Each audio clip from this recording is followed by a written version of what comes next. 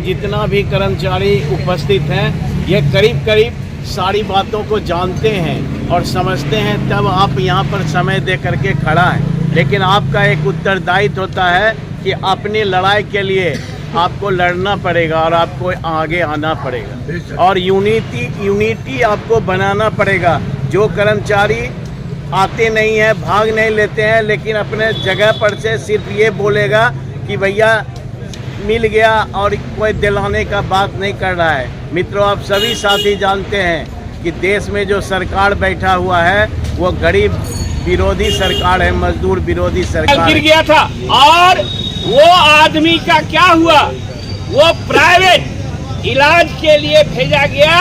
Company का आदमी, ठेकेदार का आदमी आधा इलाज करा के भाग गया और वो रेलवे 1 नंबर गेट पर आके सोया रहा। उसका क्या हुआ, आज उसका पूरा परिवार दर दर का भीख मांग रहा है, ठोकर खा रहा है। ऐसा मजदूर रखना चाहता है भारत सरकार। और इसके बीच में कौन खड़ा है, तो AIRF खड़ा है, ईस्टर्न रेलवे मेंस यूनियन खड़ा है। साथी, मसला ये नहीं है कि लड़ाई होगी या नहीं होगी। ईस्टर्न रेलवे मेंस यूनियन सोचता है कि जिस बीज को अगर हम जमीन के अंदर डालते हैं उसमें खाद पानी डालते रहेंगे, पौधा एक दिन बड़ा जरूर होगा।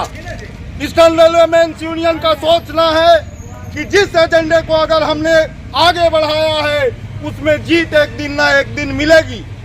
हम लोग वैसा काम नहीं करते हैं कि आग भी लगा दें और उसको बुझाने का काम भी नहीं करें। हम अगर आग लगाते हैं तो अंतिम समय तक लड़ते हैं उसको बुझाने के लिए। इसलिए ईस्टर्न रेलवे मेंस यूनियन जो वादा करती है वो अपने वादे पे खरा उतरने का काम करती है। हमारे कार्यस्थल में कर्मचारियों की छटनी का होना, हमारे कार्यस्थल में इंफ्रास्ट्रक्चर का होना, हमारी बुनियादी सुविधाएं हैं उसका होना, हम सब लड़ाई यहाँ से लेकर दिल्ली तक लड़ने का काम करते हैं। जो भी हमें मैंडेट मिला है हम लोग स्वीकार किए। लड़ाई जो है सरकार ने हम लोग के बीच में एक चीज़ ध्यान में रखिए कि हमारे कार्य प्रणाली के हिसाब से वो अपनी रणनीति तय करते हैं। अगर हम कामचोर हैं, हम मानसिकता में कमज़ोर हैं, इस चीज़ को समझ लीजिए कि हमको लड़ाने में उसको 2 मिनट का समय नहीं लगेगा।